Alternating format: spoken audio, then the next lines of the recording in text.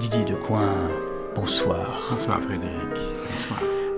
Bienvenue chez La Pérouse pour parler de votre nouveau roman Maypops, paru aux éditions Stock. Mais nous avons d'abord un parrainage. Comme chaque semaine, l'émission est soutenue cette semaine par les éditions Buchet-Chastel. C'est bien. Oui, qui publie Qui se ressemble d'Agnès de Sarthe. Vous connaissez Agnès de Sarthe? Oui, je connais, j'apprécie. Oui. Et là, c'est un petit livre très subtil, très émouvant sur la transmission familiale à travers une chanson d'Oum Kalsoum qui circule entre les générations. C'est écrit comme d'habitude avec délicatesse, avec une sorte de gravité légère. Et c'est un livre sur ce qui nous constitue intimement. L'exil, la langue, la mémoire familiale. Tout ça fait de manière très subtile. Donc je recommande Qui se ressemble, d'Agnès de Sarthe, aux éditions Buchet-Chastel, La Résonante. Je crois que ça doit être une collection de la maison. Et d'ailleurs, Didier Decoing, je vous l'offre. Voilà. Merci. Vous ne manquerez pas de voter pour elle l'année prochaine. Le cas échéant. Voilà, le cas échéant. Je crois que j'ai déjà voté pour elle d'ailleurs. Ah. Peut-être pas pour le Goncourt, mais vous savez qu'on a plein de subdivisions. Pour une de nos subdivisions, et j'étais pas le seul. On était mis chez nous. Oui. Et c'est vrai que ça doit vous arriver souvent qu'on vous offre des livres en vous caressant le bras, et ça doit être un petit peu compliqué. Honnêtement, non, on n'essaye pas de m'acheter comme ça. Il y a d'autres moyens de m'acheter. Non, ce qui est compliqué, si vous voulez, c'est après la bataille. C'est-à-dire de revoir des gens à qui on a pu, pas par maladresse, mais parce qu'on était emballés, dire « Ton livre est fabuleux, je le défendrai mordicus ». Et puis il fait une ou deux voix, et on se dit « Qu'est-ce qu'il va dire ?» Moi, ça m'est arrivé, j'étais très embêté. Oui, c'est les déçus qui sont les plus... Ouais. Parce que de toute façon, ça ne se passe jamais comme on s'y attend. Non. Vous avez présidé l'Académie Goncourt pendant 4 années. 4 ans, oui. Est-ce que c'est un bon ou un mauvais souvenir? C'est un merveilleux souvenir. Ouais. Et qu'est-ce qu'il a de plus que les autres, le président de l'Académie? Il a 2 voix? Oui, dans certains cas, il faut arriver à un certain nombre de tours. Qu'est-ce qu'il a de plus? Beaucoup d'obligations quand même. Alors, des obligations sociales. mondaines. Ouais. On n'est pas obligé de sacrifier à toutes. Moi, je suis plutôt quelqu'un d'un peu timide, un peu quoi. Donc, j'ai pas toujours dit oui, mais il y en a qui sont très amusantes. Et puis, il y a surtout une chose qui est formidable, c'est certains voyages. Oui. Pour le Goncourt de la Roumanie, le Goncourt du Monténégro, le Goncourt du Japon, etc. Alors, on part 3-4 jours, c'est crevant, mais c'est formidable, on rencontre des gens, on rencontre des... Oui, c'est bien. Alors, vous êtes l'auteur de 50 livres. Vous avez compris? Oui, à peu près. Peut-être un peu plus. Et vous publiez cette semaine Maypops chez Stock, qui est l'histoire de Georges Stinney, un garçon de 14 ans, condamné à mort et exécuté sur une chaise électrique pour un double homicide qui a eu lieu en 1944. Alors, je me dis, mais comment, aujourd'hui, en 2026... Pourquoi vous êtes-vous tout d'un coup intéressé à cette affaire? Ça fait longtemps qu'elle... Alors, il faut que je commence par le commencement. J'ai une haine viscérale, profonde, incurable de la peine de mort. Pour moi, l'un des plus grands hommes qu'on ait eu en France, c'est Badinter. À partir de là, tout ce qui touche à la peine de mort, je réagis comme touché avec un fer rouge. Je suis tombé un jour sur l'histoire de Georges Stinney il y a longtemps. Et je me suis dit, c'est une histoire exemplaire dans tous les sens du terme, mais bien évidemment, un champion américain va la traiter, c'est pas la peine que moi je m'amène avec ma... Bon, j'ai attendu, puis voyant que rien ne paraissait de très important... Il y a eu, il me semble, un film, non La ligne verte. Il y a eu des tas de petits films. Oui. Il y en a un qui est extraordinaire, mais l'inspiration vient de loin, c'est La ligne verte. Voilà, c'est ça. La ligne verte, de cette espèce d'énorme colosse. D'énorme colosse, condamné à mort, etc., et qui est un amour de type, et qui croit qu'il y a une ville qui s'appelle Souriville, qui est gérée par des petites souris, etc. Mais c'est quand même très loin de la véritable histoire de Mais c'est une histoire épouvantable. Déjà, rien que le fait d'exécuter un gosse de 14 ans c'est ignoble. Sur une chaise électrique. Il paraît que l'exécution a pris 8 minutes. 8 minutes de décharge électrique. En fait, il a pris feu, quoi. Absolument. Il y a d'ailleurs, j'ai évité de trop insister dessus, mais il y a d'ailleurs des odeurs, quand on exécute quelqu'un sur la chaise électrique, des odeurs de viande grillée, de barbecue. Disons les choses qui sont, pour certains témoins, totalement insupportables. Ils ont beau être séparés par une vitre, en principe, de la chambre d'exécution. Ça finit par passer, et vous les voyez entrer, ils sont normaux, quand ils sortent, ils sont blêmes, un mouchoir sur la bouche. C'est pas que... C'est ignoble. Mais de toute façon, tout système pour exécuter quelqu'un est monstrueux. Le seul qui serait tolérable et qu'on n'utilise pas, c'est la balle dans la tête. Et ça va très vite. Mais vous quand même, vous n'insistez pas, mais vous décrivez les instruments de la chaise électrique sur laquelle est mort George Stinney étaient trop grands pour lui, puisque c'était un gamin de 14 ans, il avait les poignets, on a dû les renforcer, attacher, on met un masque sur le visage. Un masque, et surtout, il y a une espèce de casque en cuivre qui descend sur le crâne, il y a une électrode au bout, et puis une autre électrode sur la jambe gauche. Et c'est le courant qui passe entre ces électrodes qui tue la personne. Et lui, on n'arrivait pas à descendre le casque assez bas, donc on ne pouvait pas l'exécuter, sa tête ne touchait pas. Mais il était entré dans la chambre d'exécution avec la Bible qu'on lui avait donnée pour se réconforter, pour trouver. Et il l'a serrée contre son cœur. Quand il est entré dans la chambre d'exécution, bien évidemment, on lui a prise, on l'a posée à côté. Et puis, quand ils sont aperçus que le casque ne descendait pas, il y a quelqu'un qui a dit « Mais, monsieur le directeur, au lieu de vouloir descendre le casque, si on élevait le condamné, oui, mais pour le posant sur quoi? On n'a rien, il faudrait un réhausseur comme au cinéma, pour les enfants. Oui. » Et il a dit « Mais la Bible, là-bas, la Bible, si on l'asseyait sur la Bible... » C'est horrible. Le directeur a dit « Mais c'est peut-être pas très correct. » Oui, mais après tout, c'est efficace.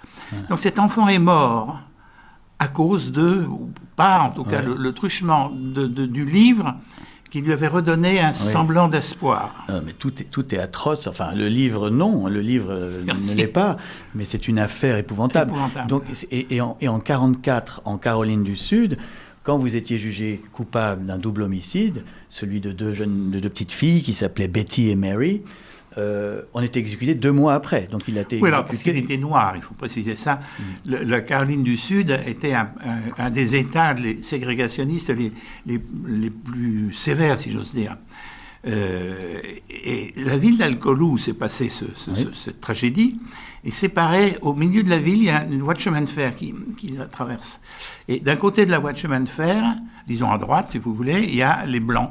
À gauche, il y a les Noirs. Et il ne viendrait l'idée d'aucune de ces collectivités de passer les rails. À l'époque. À l'époque. Alors oui. Mais il n'y a plus de train aujourd'hui dessus. Mais le problème pour ce garçon, c'était ça, c'est que les policiers blancs attendaient, comme on attend le Messie, qu'un Noir fasse enfin la grosse faute qui permettrait de le faire griller sur la chaise électrique. Le principe de votre livre, c'est des va-et-vient dans le temps, entre 1944 et 70 ans plus tard, où vous racontez comment une juge, Lucie, va enquêter avec un greffier sur place, 70 ans après, donc en 2014, pour savoir s'il était vraiment coupable ou pas. Et tout le livre repose sur ce va-et-vient-là. C'est quelque chose qui est arrivé en vrai ? C'est quelque chose qui est arrivé en vrai. La question qu'on a posée à la juge, c'était pas vraiment de savoir s'il était coupable ou pas, c'était de savoir si le procès avait été équitablement mené.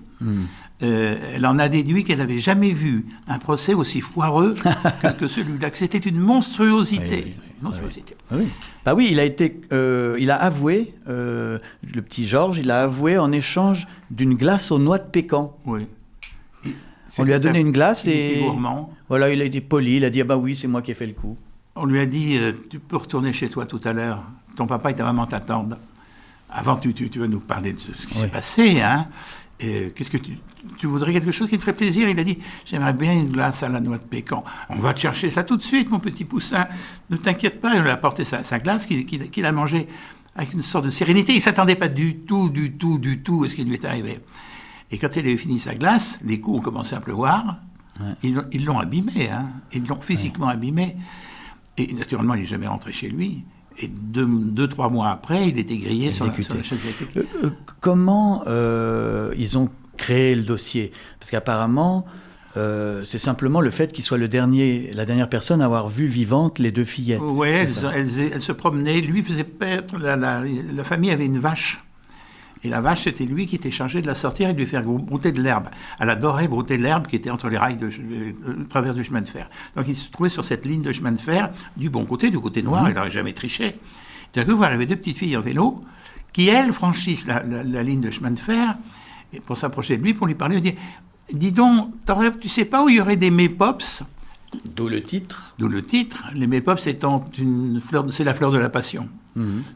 Et qui produit des fruits qui, à cet endroit c'est pas assez bas, c'est pas assez au sud, sont très acides et peu comestibles. Enfin, des enfants adorent ça. Et puis, en français, on dirait passiflore. Oui, passiflora. Ouais. Donc, elle lui dit, est-ce que tu ne sais pas où on pourrait trouver des Maypops? Et il dit non. Merci, mon petit. Et puis, elles repartent. Et on les a jamais revues vivantes. On les a jamais revues vivantes, non. On les a revues mortes et c'était pas beau à voir.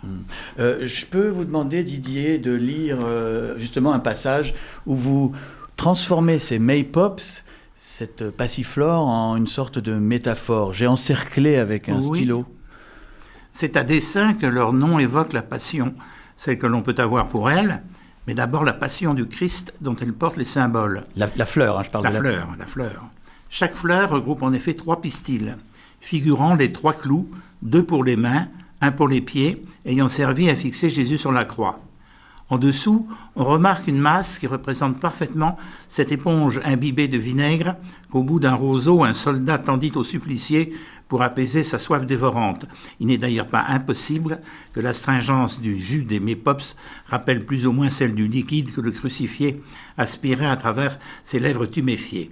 Après les pistils, viennent 5 étamines, rouge sang, qui évoquent de façon troublante les 2 plaies des mains, les 2 plaies des pieds et la plaie ouverte dans son flanc droit par le javelot du centurion Longeant lorsque l'ordre fut donné d'achever les condamnés car le Shabbat allait commencer.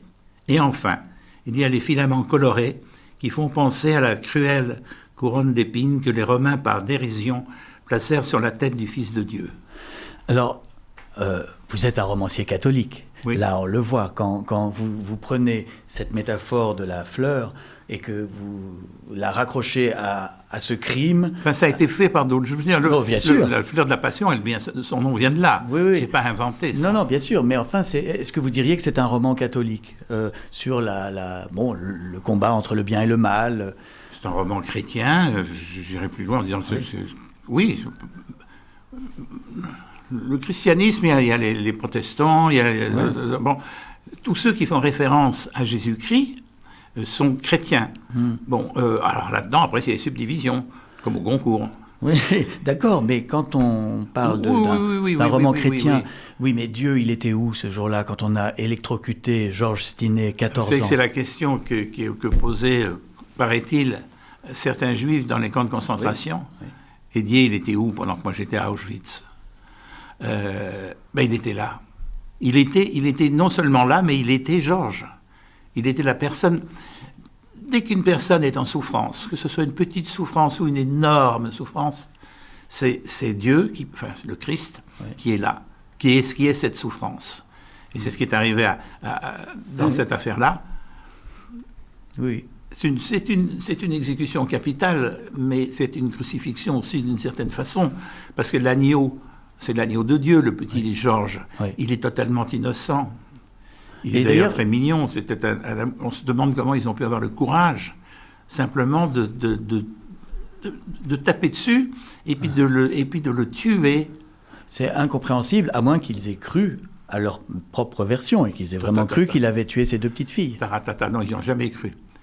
Ils ont essayé de faire coïncider leur haine des Noirs avec cette affaire-là. Ils se sont dit, enfin, on va peut-être, sur cette espèce de pauvre avorton d'enfant, on va peut-être pouvoir faire peser notre... C'est le racisme à ce niveau-là, dans ces circonstances-là, dans ces états-là de l'Amérique, c'était de la haine. On en parle beaucoup autour de nous aujourd'hui, la haine dans les banlieues et ailleurs. D'ailleurs, on dit, on vit dans un monde de haine. Oui, mais là-bas, c'était la haine. Le Ku Klux Klan, c'était la haine absolue, totale. Oui. Plus il pouvait faire de mal, plus il le faisait. Vous employez d'ailleurs, puisque l'histoire se passe en 1944, vous utilisez souvent le mot nègre dans votre roman. C'est un mot aujourd'hui cancellé, mais je pense que vous avez raison de le faire. C'est vraiment un roman antiraciste, mais c'est un roman sûr pour décrire le racisme qui existait. Mais d'ailleurs, je ne vois pas pourquoi nous, on est si pétochards en face du mot nègre, parce que les Américains, entre autres, l'utilisent, nigger. Oui, mais vous êtes posé la question au moment d'écrire, est-ce que je le fais, j'y vais pas? J'ai posé à mon éditeur, j'ai posé à des tas de gens, j'ai écrit, ne mets pas nègre. Alors j'ai dit, écoutez, je vais mettre nègre et puis je mettrai un rappel en bas de page en disant qu'à l'époque, on l'utilisait tout le temps, donc je ne vais pas me gêner. En plus, il n'est pas plus laid qu'un autre. Il est porteur de quoi? Il est porteur d'une mémoire d'esclavage, etc. Mais... Enfin, je trouve que ça fait plutôt honneur à quelqu'un. Non, mais c'est la vérité. C'était comme ça en ce temps-là. Du nègre qui est celui qui écrit des livres à la place des autres. Vous avez une idée sur qui a fait le coup? Qui est vraiment le meurtrier des deux petites filles? J'aimais une hypothèse. Il y avait effectivement dans cette petite ville, c'est une petite ville, Alcolu, il y avait un personnage qui était une sorte de super administrateur de la ville. Il n'y avait pas de maire, c'était une ville sans maire, assez curieux comme système, et qui était l'homme puissant, jeune, adorant, violeur probablement, riche. Son père, en tout cas, était très riche. Et on sait, par exemple, que la maman de Georges a servi un jour, elle servait chez lui comme aide ménagère, et puis elle est rentrée à la maison en disant au papa de Georges, son mari à elle, j'ai pas envie d'y retourner parce que il me touche, il me tripote, etc. Ouais. Le type était pas clair. Hein. Et alors, il avait la possibilité de rencontrer les petites filles parce qu'il avait un camion grumier, c'est-à-dire ces camions qui transportent des troncs d'arbres. C'était un type de la forêt. Et il roulait comme ça dans les chemins de terre de la forêt. Donc il a forcément pu rencontrer les petites filles. Et comme on sait qu'il avait une tendance à vouloir... rien n'est impossible. Qu'il leur ait dit... Elles ont pu, lui dire... Est-ce que tu sais pas où il y a des Mépop? Il dit, mais je sais monter les enfants. Je vous y conduis. Oui, bien sûr. Et j'ajoute à cela, ça c'est un truc que j'ai trouvé après, c'est que les blessures étaient terrifiantes qui leur ont été infligées à ces enfants. Et tout le monde a dit c'est des blessures qui ont un instrument contondant. On a beaucoup pensé que c'était une traverse de chemin de fer, un morceau de métal qui sert à rejoindre. Et or, moi j'ai découvert que sur les camions grumiers, il y avait toujours sur la plateforme arrière une caisse à outils dans laquelle les forestiers mettaient des outils de première nécessité, tenailles, marteaux, scies, etc. Et des marteaux à tête ronde. Or, on s'est aperçu après que les blessures des filles auraient pu être faites par un marteau à tête ronde. Mais quelqu'un dit, mais où voulez-vous trouver ça dans une forêt? Dans une forêt, non. Mais sur un camion qui est dans la forêt, oui. C'est extraordinaire de vous imaginer. Vous habitez en Normandie, et tout d'un coup, vous décidez de réhabiliter un petit garçon de 14 ans exécuté en 1944 et vous repartez dans une enquête dans un tout petit village de Caroline du Sud. Non mais, est-ce qu'il ne faut pas être un peu fou Si, complètement, mais je revendique cette folie-là. Frédéric, je ne supporte pas qu'on fasse du mal à un enfant, et encore moins qu'on lui inflige la peine de mort. C'est quelque chose qui... Je ne suis pas souvent descendu dans la rue, même pratiquement jamais, sauf pour demander l'abolition de la peine de mort. Pour moi, c'est contraire à... C'est l'étage le plus bas de l'humanité. On est aux portes de l'enfer avec ça. Et je trouve qu'on sent, d'ailleurs, dans votre livre, ce désir de sauver ce garçon, de le sauver déjà en disant son nom, en racontant son histoire, en racontant sa mort, cette injustice. Et que vous arrivez à nous émouvoir et à réparer et à refermer ce dossier, quoi, voilà, une fois pour toutes. Dieu vous entende. Alors, vous êtes né en 1945. Je demande ça un peu à tous les aînés qui viennent chez moi. Quel souvenir gardez-vous de l'après-guerre, quel est votre plus ancien souvenir? C'est pas de l'électricité. Oui. Parce que on habitait dans un 5e étage. Et il y avait un ascenseur, comme dans certains immeubles, et quand il n'y a pas d'électricité, il n'y a pas d'ascenseur. Et je me rappelle, j'étais déjà, je sais pas, très soucieux de mon confort, mais quand il n'y a pas d'ascenseur, ça me faisait couiner de monter 5 étages à pied. Et donc je me souciais de ça. Est-ce qu'on a de l'électricité aujourd'hui? Non. Quand ça va revenir, quand la paix sera complètement installée, tu sais, il y a encore de la guerre quelque part. Et quand je suis né, moi, la guerre avec l'Allemagne était terminée, mais ça continuait dans le Pacifique. Oui. Et ça, c'est mon premier souvenir. Et l'autre souvenir que j'ai, c'est au niveau de la nourriture. Oui, c'est encore des choses très terre à terre. Oui, mais bien sûr. Mais c'est ça que les jeunes ne savent pas. C'est que la France, elle était exsangue pendant des années après la guerre. Moi, je me rappelle être allé en dessous de chez nous, dans une épicerie, un Italien. On dit on va chez l'Italien. Et aujourd'hui, ça regorge de marchandises, ça. Et c'était vide. Ouais. Et moi, j'avais envie d'olives. Il n'y avait pas d'olives. Et je ne comprenais pas pourquoi, à cause de la guerre. Je l'ai prise en grippe, ce jour-là, la guerre. Je ne peux pas avoir mes olives, alors. Votre père, Henri Decoing, était un grand cinéaste qui a réalisé des grands films avec notamment Jean Gabin, Razzia sur la Schnouf. Évidemment que ça m'intéresse, Razzia sur la Schnouf. Et puis, et par contre, il a quand même beaucoup travaillé. Il a fait quelques 5 ou 6 films pendant la guerre, Henri Decoing, avec Daniel Darieux. Oui, avec Daniel. Qui était pendant la guerre, il n'a pas tourné. Mais ils sont sortis en tout cas. Parce que ils sont sortis. Oui. Ils sont sortis, il les a fait avant, et c'est vrai qu'ils étaient cofinancés par une société qui s'appelait La Continentale, qui était une société allemande, et dont le but était de promouvoir le cinéma allemand, et à l'occasion des cinémas de pays qui étaient sous la botte. Et il a fait 2-3 films qui étaient produits par La Continentale. Mais Daniel Darieux a été un peu ennuyé après la guerre, mais Henri Decoing... Non. Il est parti aux États-Unis quand même. C'est pas à cause de ça. C'est avant qu'il était allé avant. D'accord. Oui. Non, il n'a pas été ennuyé. Il a été interrogé. On lui a dit, pourquoi vous avez tourné? Et j'ai tourné parce que c'était le seul moyen de faire vivre ma famille, c'est la seule chose que je sais faire. Et quand vous avez décidé de vous lancer dans le journalisme, c'était un peu pour suivre ses traces, parce que lui-même était journaliste avant la guerre. C'était complètement pour suivre ses traces. Je voulais être metteur en scène comme lui. Parce que quand j'étais petit, il m'emmenait sur les plateaux de cinéma. Moi, je me mettais sous le museau de la caméra, c'est le pare-soleil noir, là, à souffler.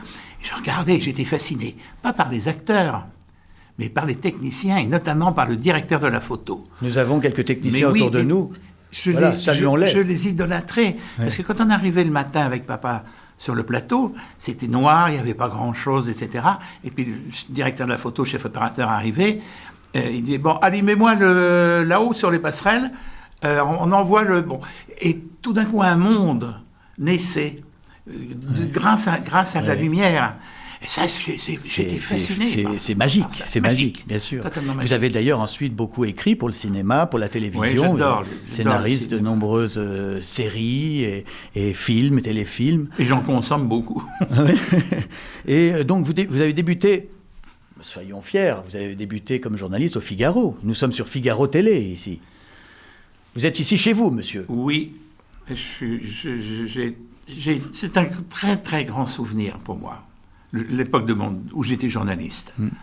J'avais comme rédacteur en chef quelqu'un qui s'appelle Philippe Bouvard. Ah oui. Et qui dirigeait une page parisienne, donc qui parlait des people, comme on dit.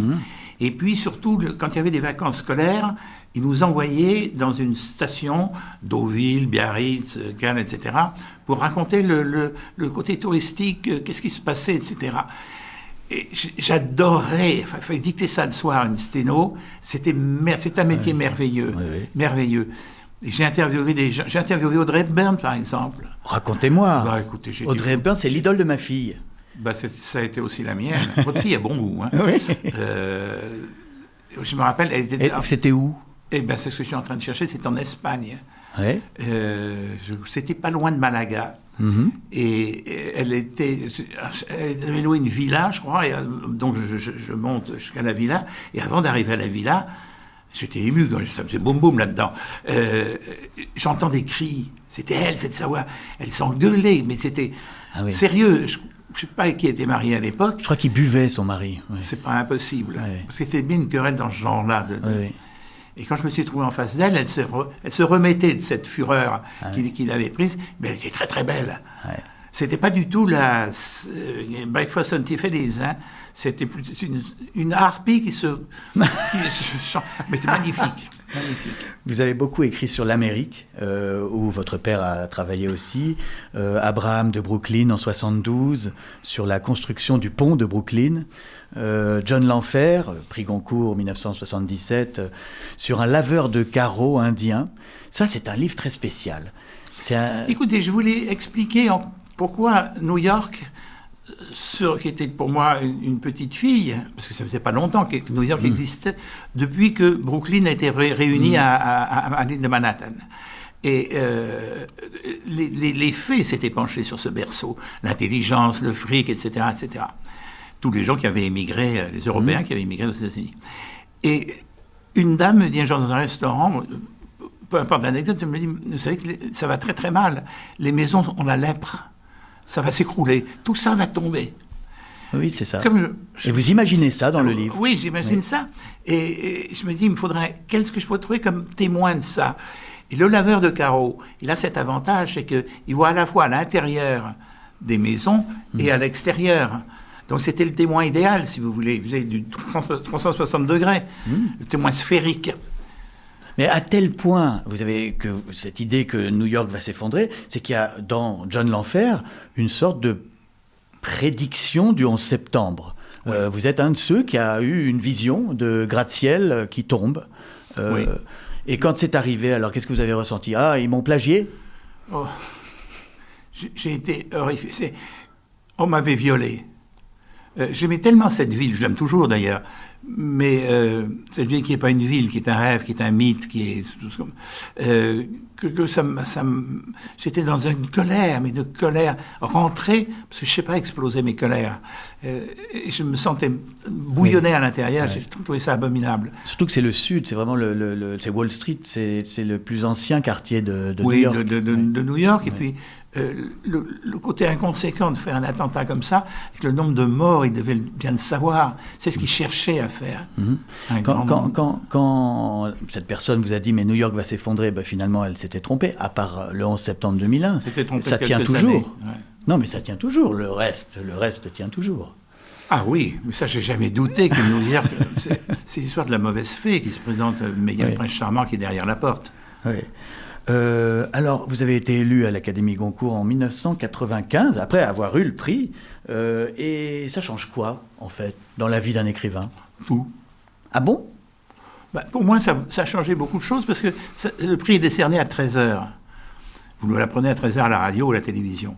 À 12h59, vous êtes un écrivain français, jeune écrivain français, parmi plein de jeunes écrivains français. Et à 13h01, vous êtes l'écrivain français le plus important. Ça dure le temps de... Une saison, quelques mois. Oui, quelques mois. Mais c'est extrêmement agréable à vivre, surtout quand on sort un livre à ce moment-là. Bon, c'était le cas avec John Lanfer. Et je ne sais pas si le livre a bien marché, évidemment. Est-ce qu'il aurait été accueilli avec autant de générosité, voire d'enthousiasme de la part des journalistes si, mon Dieu, si j'avais pas eu le Goncourt avec celui-là, j'aurais pu l'avoir, j'espère que j'aurais pu l'avoir un jour. Oui, mais on dit qu'il y a aussi une malédiction, certains prix Goncourt qui font des dépressions, qui après ne savent pas comment continuer. C'est parce qu'ils n'ont pas réfléchi avant qu'ils pouvaient avoir un jour le prix Goncourt. Moi, c'est depuis que je sais qu'on peut... Depuis l'âge de 4 ans, vous... Non, 4 ans, non, mais 10-12 ans, oui. Ah oui, c'est vrai? Oui, depuis ma première rédaction. Ah oui, ça vient cette ambition. Etc. Ah oui. Et mon prof de français me dit, c'est bien écrit ça, hein. Un jour, vous serez peut-être romancier, vous. Ou toi. Et j'ai commencé à rêver à ça. Et quand je l'ai eu, je me suis senti rasséréné. Je me suis dit, maintenant, si je rate un livre, c'est pas très très grave, puisque j'ai eu le Goncourt. Mais vous trouviez toujours la force d'en écrire un autre? Parce qu'il y a des auteurs qui sont tétanisés après. Oui, mais moi je m'étais dit, si un jour j'ai le Goncourt, je sais ce que j'en ferai. comme de petite fille qui vit dans une chaumière, dans la neige, et qui dit, si jamais un jour maman et papa ont de l'argent, je sais ce que je leur demanderai. 3 choses. Moi, je voulais 3 choses. Je voulais pouvoir dire moteur sur un plateau, être réalisateur comme l'avait été mon papa. Je voulais pouvoir monter une pièce de théâtre, enfin, donner une pièce de théâtre à un directeur de théâtre qui la lirait et qui la montrait. Et je voulais pouvoir écrire des nouvelles, parce que c'est un genre que je trouve formidable. Bien sûr. Que personne ne lit, mais moi, je trouve ça formidable. Je viens de publier un recueil de nouvelles, j'espère que vous vous trompez. Mais oui, moi aussi, j'espère. Pour vous et pour ceux qui vous suivront. Et quand j'ai eu le concours, j'ai réalisé les 3 trucs. Vous avez réalisé des films, monté des pièces de théâtre. Parce que je suis allé voir la personne qui était responsable des téléfilms, etc. Et je lui ai dit, mais froidement, je voudrais être réalisateur. Mais vous avez fait des études pour ça? Pas du tout. Mais j'ai le concours. Hein. Et alors il a dit, c'est marrant, un concours qui dit moteur, c'est drôle ça. Vous allez le faire, votre film. Il n'y a qu'en France que c'est possible. Mais c'est vrai qu'en France, quand on est écrivain reconnu, on vous le propose. C'est inouï. Ouais. Mais c'est grâce à Marcel Pagnol, à Jean Cocteau et à Sacha Guitry. Bien sûr, exactement. C'est grâce à eux Pagnol, le cinéma de Pagnol, il est pas mal. Hein, quand même. Merveilleux.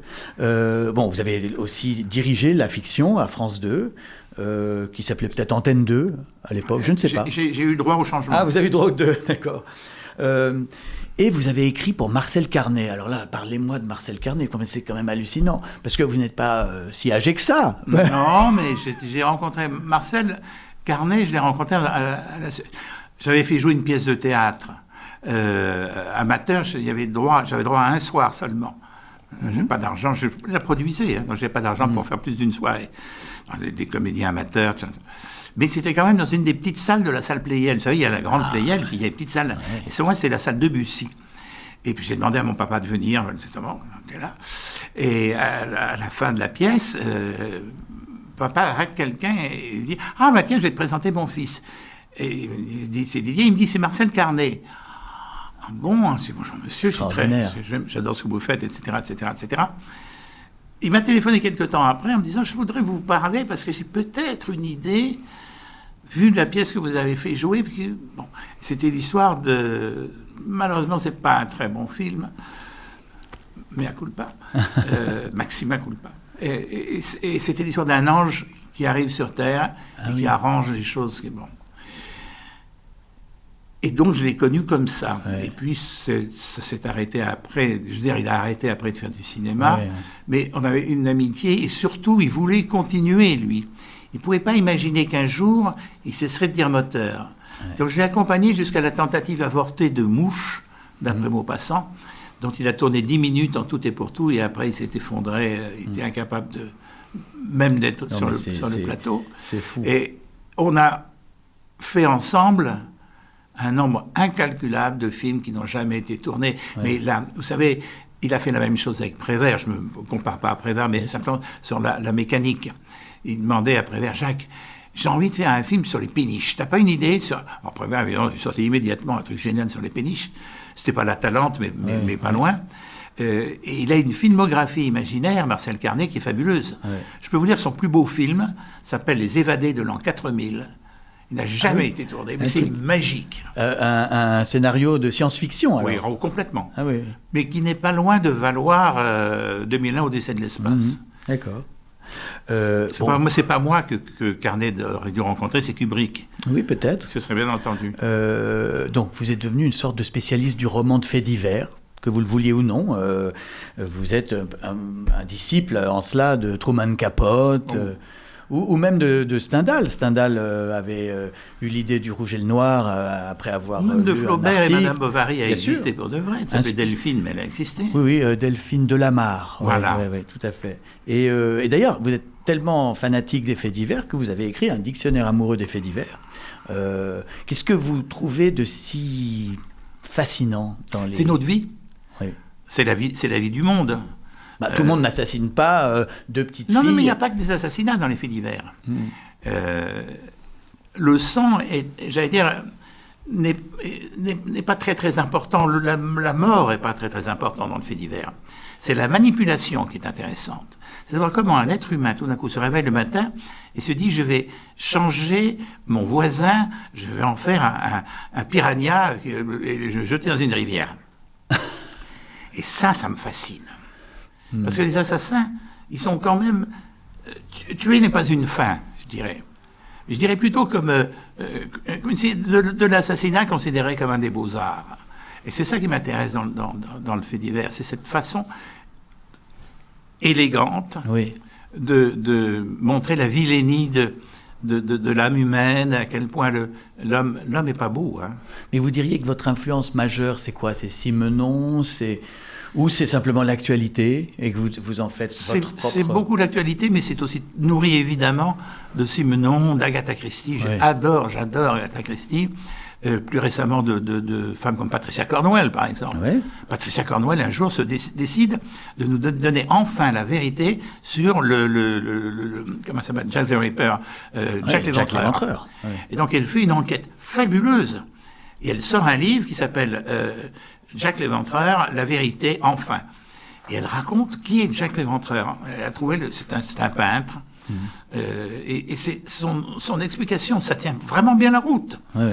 Ça n'a pas très bien marché ce livre, mais il est formidable. La démarche de cette femme est vraiment assez étonnante. C'est ça, mais vous avez parlé de Truman Capote, Capote, paraît-il, il faut dire Capote. Oui. Bon, on va dire Capote. Moi, quand j'ai lu 200 fois, j'ai eu un choc. Oui.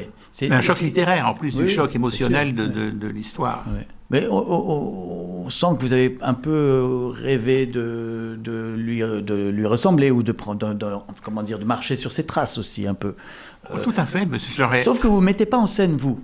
Lui se mettait en scène en train d'enquêter. Ah ben il est allé très loin. Vous ne le faites pas. Non, mais si je pouvais, si j'avais les moyens. Vous n'êtes pas allé sur place en Caroline du Sud, par exemple? J'étais déjà allé, donc je connaissais bien le coin. Enfin, c'est tenté qu'on puisse connaître un univers. L'Amérique change toutes les 4 secondes. Hein. Mais Truman Capote, il avait en plus cette chose extraordinaire, c'est la qualité littéraire. Oui. De sang-froid est un chef-d'œuvre de froideur, justement. Ça a bien son titre. Oui. C'est glacé. Oui. Et en même temps, on sent qu'il y a un cœur qui va là-dessous. Le fait divers qui pourrait vous inspirer dans l'actualité récente, est-ce que, par exemple, vous verriez un roman sur Loana? Moi, je trouve qu'elle symbolise beaucoup de choses, Loana. Oui, mais il y a une telle traversée du désert que j'aurais peur de combler avec une fiction qui serait indigne d'elle. Donc, non. Loana, non. Mais je pourrais en trouver comment ça s'appelle il y a l'affaire qui n'a jamais été élucidée du petit Grégory. Ah, il y en a eu beaucoup qui ont essayé de faire des livres. Mais il y a pas, là, on n'a pas la certitude qu'on a trouvé vraiment qui a tué cet enfant. Et ça, c'est un fait divers prodigieux parce qu'il y a un décor. La Vologne, c'est rien, la Vologne. Et puis tout est bizarre. Tout est bizarre, tout est glauque. Oui. Tout est incertain. On n'est plus dans la vie normale, on est dans autre chose. Il y avait un auteur que j'ai adoré qui est Jean Ray. Moi, les nouvelles de Jean Ray, qui sont des nouvelles épouvantes... C'est plus un auteur de fantastique. De fantastique, avec le côté épouvantable. Et il décrit souvent des villes qui sont des villes grises, mais vraiment... je suis fasciné par les villes de Jean Ray. Si j'avais le talent et le temps de le faire, j'écrirais une thèse sur la ville dans l'œuvre de Jean Ray. On dirait, qui est Jean Ray?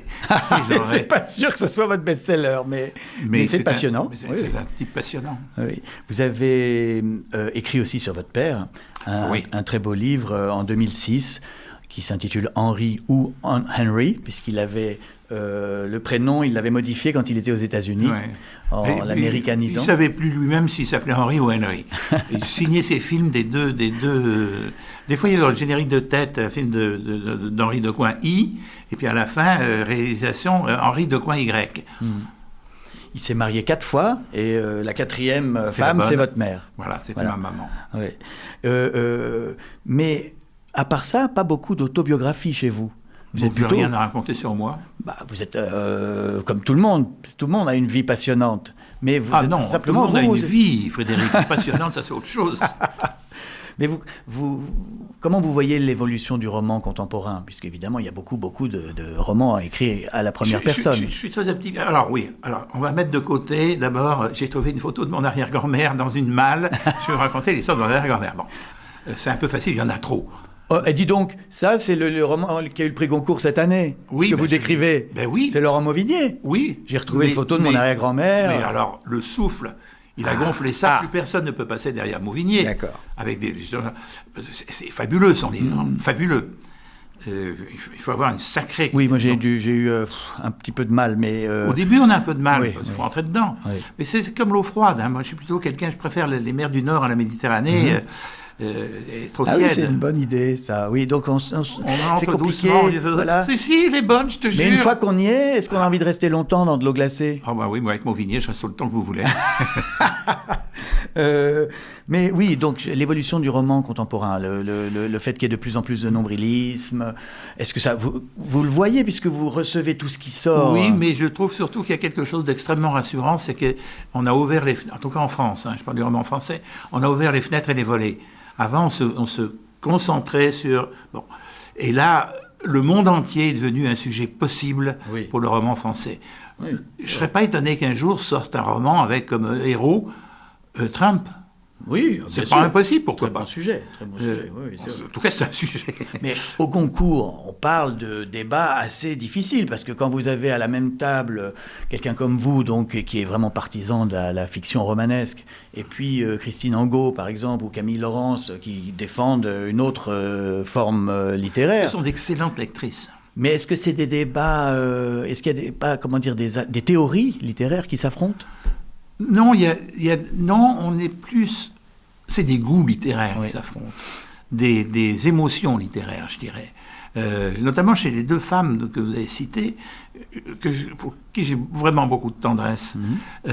Christine Angot, par exemple, je ne la connaissais pas du tout. Et j'avais voté pour elle, pour qu'elle entre à l'Académie, mais plus comme curiosité, je vais mettre un nouvel animal dans mon zoo pour voir à quoi ça peut ressembler.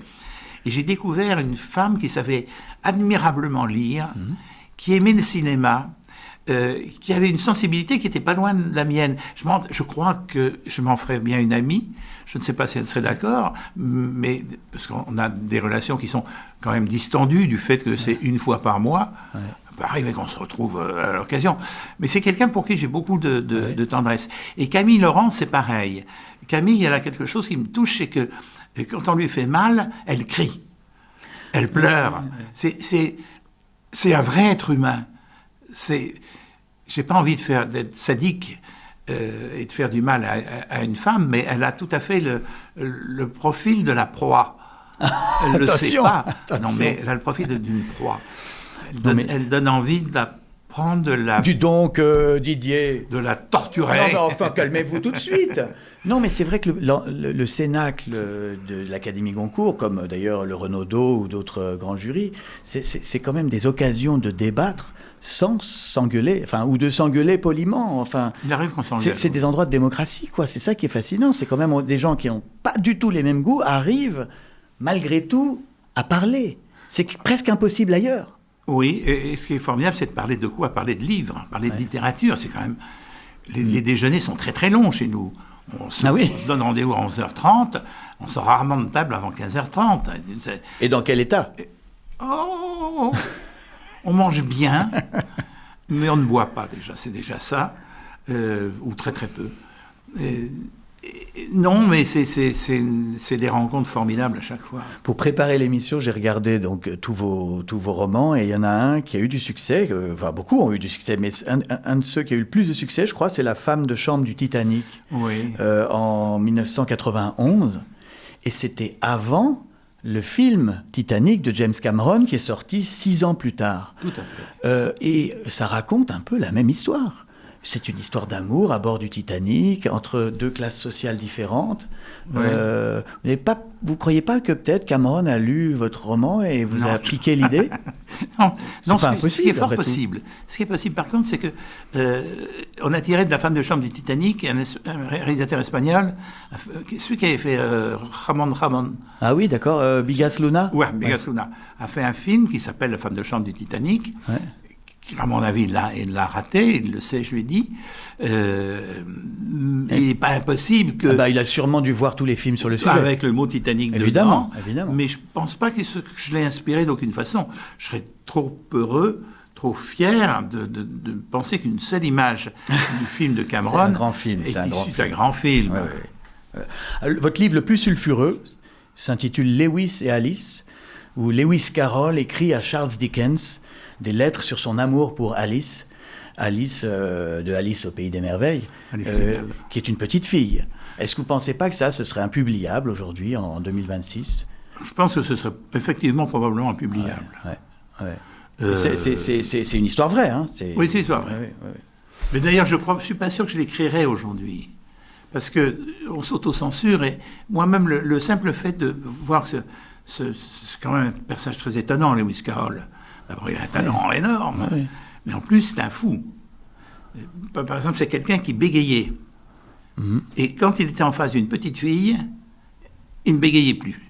Oui, il avait clairement un petit problème. Il prenait des photographies de petites filles. Et au-dessus de 12 ans, elle les n'intéressait plus. Ouais. Et moi, j'ai imaginé que, effectivement, Alice revient. Elle est mariée, elle a eu des enfants, etc. Et il fait ça. Oui. Il est horrifié. Ouais. Donc il n'y avait pas d'amour de sa part. Il y avait une tentation. Qui l'a inspiré, qui lui a inspiré cet immense chef-d'œuvre. C'est pas très propre. Alice au Pays des Merveilles, c'est quand même. Et le livre est un chef-d'œuvre. Un des romans fondateurs de la littérature britannique. Alors, on passe au jeu Devine tes citations. Didier, je vous lis des phrases de vous tirées de toute votre œuvre et vous devez me dire dans quel livre. On fait compte, si j'en ai écrit 50. C'est un test de mémoire, attention. Je commence. Après une longue claustration accompagnée de la stricte observance des restrictions alimentaires liées au deuil... Ça, c'est le bureau des jardins et des étangs. 2017. Je lis la phrase en entier quand même. Donc, après une longue claustration accompagnée de la stricte observance des restrictions alimentaires liées au deuil, et après avoir lustré le corps de Katsuro à l'aide d'une étoffe sacrée destinée à en absorber les impuretés, Amakusa Miyuki s'était soumise au rituel destiné à la purifier de la souillure entraînée par la mort de son mari. Ça, c'est pour dire quand même que vous avez un style bien classique. C'est pas quelque chose qui vous intéresse, la nouveauté formelle, les expérimentations de langage. Si elle dit quelque chose, oui. Si c'est juste pour faire des pieds au mur, non. Non, là, c'était un livre... Picasso, par exemple. Bon, moi, je suis un fou de Picasso. Mais parce que chaque tableau me parle, me dit quelque chose. Les voir Guernica. C'est vrai qu'on peut le regarder en disant, qu'est-ce qu'il a pu vouloir dire? Mais on regarde le tableau, on comprend. On comprend. C'est pas uniquement de l'esbrouf, Picasso. Et je pense qu'il y a des auteurs qui font des effets d'écriture. C'est de l'esbrouf. Oui, on voit S'ils ont quelque chose à dire, je suis d'accord. Oui. Et ce livre, d'ailleurs, Le Bureau des Jardins et des Étangs, en 2017, a eu un succès surprenant. Je veux dire surprenant, pas parce que c'était... Si, moi, ça m'a surpris. C'est très poétique, c'est totalement inactuel, c'est une traversée du Japon au XIIe siècle. Qu'est-ce qui fait que tout d'un coup, les gens ont accroché? C'est très mystérieux. Ils ont accroché pour deux raisons, je crois. Enfin, c'est les retours que j'ai. Le premier, c'était le côté... C'est Miyuki, cette jeune femme, cette jeune veuve, qui va se lancer pour prendre le relais de son mari qui doit livrer des carpes à l'empereur, les plus belles carpes qui soient, il les élève chez lui. Elle doit traverser le Japon si elle veut faire la même chose. Pour aller au palais impérial. Elle va faire ça. Et le seul soutien qu'elle ait quand elle marche, cette sorte de calvaire, même physique, parce qu'elle a des balanciers, une perche avec deux... les bébêtes, les carpes sont dans de l'eau, c'est lourd. Finalement, ça lui bousille les épaules. Le seul soutien qu'elle a, c'est le souvenir de son mari. Elle lui parle d'ailleurs comme s'il était vivant. Et il y a une négation de la mort chez Miyuki qui moi, me touche beaucoup. Et l'autre chose, c'est que j'ai un véritable engouement pour le Japon ancien, en tout cas. Le raffinement. Pensez que ces femmes, elles mettaient 15 robes, les unes sur les autres, pour trouver la teinte idéale, parce que chaque robe avait une couleur. Et c'était la superposition de toutes ces couleurs, Technicolor avant l'heure. Oui, c'est le sommet de la... on est en pleine folie. De la civilisation, oui. Autre phrase de vous. Il faut se méfier des villes, ça vous assassine, mine de rien. Les villes? Des villes, il faut se méfier des villes. Ça doit vous être assassine. John Lanfer, ça, non? C'est John Lanfer, bravo, mais vous êtes très très fort. Moi, je me suis moi-même invité dans mon émission, j'étais très très mauvais, j'étais incapable. John Lanfer, prix Goncourt 77. Et donc, on en a déjà parlé, ce Cheyenne qui regarde New York à travers les vitres, est-ce que c'est pas une métaphore de l'écrivain, tout simplement? Si, bien sûr que oui. Ouais. Bien sûr que oui, regarde à la fois le dedans de ces personnages et l'extérieur, le paraître. J'ai fait une erreur quand même, énorme dans ce livre, qui n'a pas été signalée, mais je l'avoue. Je dis qu'il n'a pas le vertige. Ce n'est pas les Cheyennes qui n'ont pas le vertige. Les Cheyennes ont le vertige comme vous, comme moi. C'est les Algonquins. Mais je me suis dit, si je mets un Algonquin, les gens ne vont pas comprendre. Avec Cheyenne, on imagine tout de suite un Indien. Ils vont confondre avec l'hôtel Algonquin. Ouais. Une autre phrase. Oh bah c'est facile, c'est trop facile. Je suis vraiment le plus grand paquebot du monde. Si on ne l'a pas vu, on ne peut pas en parler. Ça doit être la femme de chambre du Titanic. C'est tout à fait ça, 1991. Alors, on continue. Ah, la ville était semblable à une ruine encore debout. Un peu plus. Il y a un piège. Ah, c'est tout ce que j'ai. Cette phrase est un hommage à Céline. Hein. Je vous donne un indice, là. Eh bien, je ne trouve pas. C'est Abraham de Brooklyn. La ville était semblable à une ruine encore debout. Parce que c'était aussi un autre livre sur New York. Prix des libraires en 71. Et puis, non, mais je vous ai déjà parlé de Henri ou Henri, donc c'est très bien. J'ai un petit questionnaire sur vos goûts littéraires. J'aimerais bien que vous me donniez un petit peu des conseils de lecture, si vous voulez bien.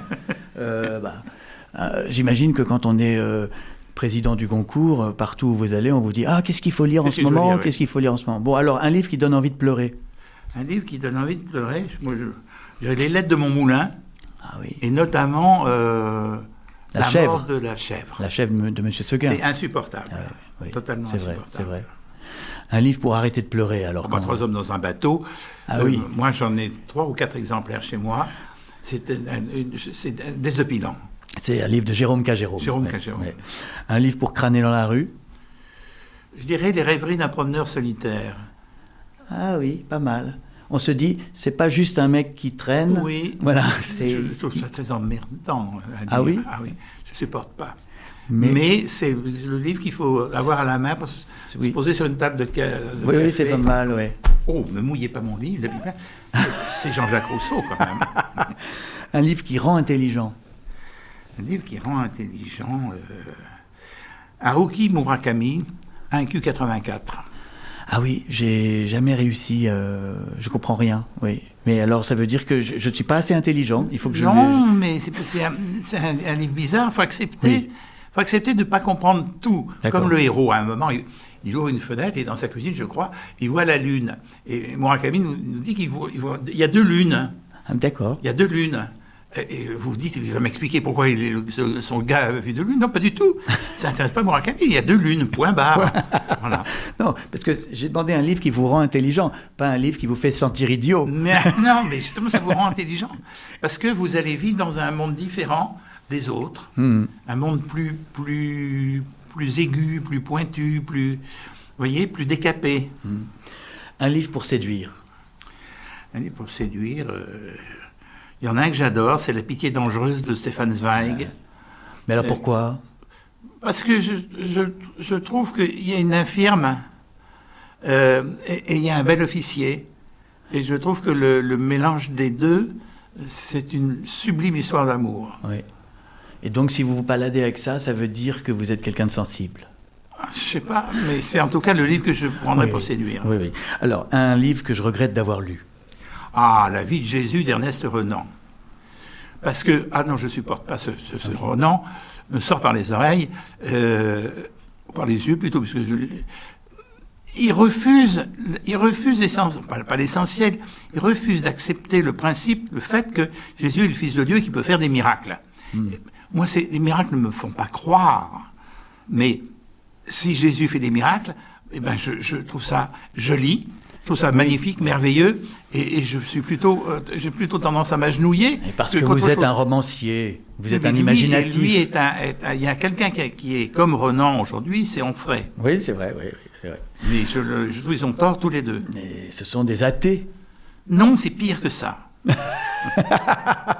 Un livre que je fais semblant d'avoir fini. Oh ben ça doit vous arriver souvent, avouez-le. Oui, mais vous avez peut-être été étonné par mon cher Harry Potter. Ah oui. Vous avez essayé de le lire? Oui, parce que à ce moment-là, ils ont grandi depuis. Des enfants qui étaient évidemment fascinés par Harry Potter. Mais je trouve ça...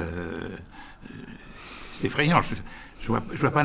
Il y a qu'une chose dans le film, qui est magnifique à voir, c'est le quai de la gare. Oui. Et, mais sinon, Harry Potter et l'école des sorciers, non, ça me tombe des mains. Oui, c'est que des gestes et des actions et du mouvement tout le temps, mais pas vraiment...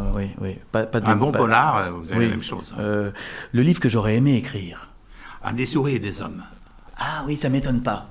Ça ne m'étonne pas. Avec votre fascination pour l'Amérique, pour les gens de peu.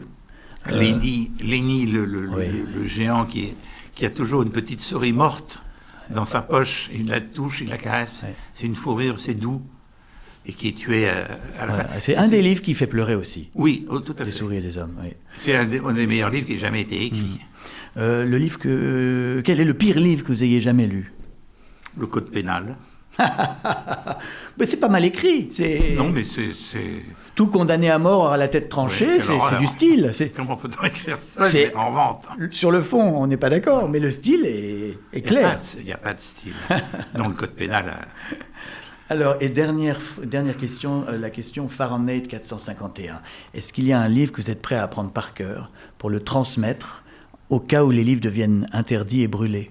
Écoutez, c'est pas un livre très très connu. Je sais pas, Demande à la poussière de John Fante. Ah oui, vous l'apprendriez par cœur? Oui, parce que je trouve que John Fante est un personnage tout à fait étonnant. Oui. Très drôle. Oui. Mais ce livre-là est extrêmement touchant. Oui. J'adore quand il va tous les jours dans la même cafétéria pour voir une serveuse dont il est amoureux et il n'ose jamais lui parler. Ça, c'est magnifique. Oui. C'est rien. Si vous dites ça... je sais pas, un auteur qui a raconté ça à son éditeur... Fante n'a pas eu de mal de le raconter à son éditeur, mais je sais pas ce que dirait l'éditeur. Oui, et alors voilà. Moi, j'adore l'histoire. Moi, j'adore ça. Et alors, il va tout le temps là. Et je me souviens même de ce qu'il lui dit. Donc, il sait pas comment aborder la serveuse. Il y va tous les soirs, elle est sublime, il n'ose pas lui parler. Et puis, à la fin, il lui dit qu'elle a des chaussures horribles. Oui. C'est la seule façon qu'il a trouvé. C'est ça qu'il a trouvé pour lui dire. Oui. Bon, écoutez, merci infiniment, Didier Decoing. Donc, vraiment, je recommande Mes Pops de Didier Decoing, et notre grand romancier imaginatif sur une histoire vraie, un fait divers qui s'est passé en 1944, et c'est aux éditions Stock. Merci à tous, et puis lisez des livres, sinon vous finirez idiot. Bonsoir.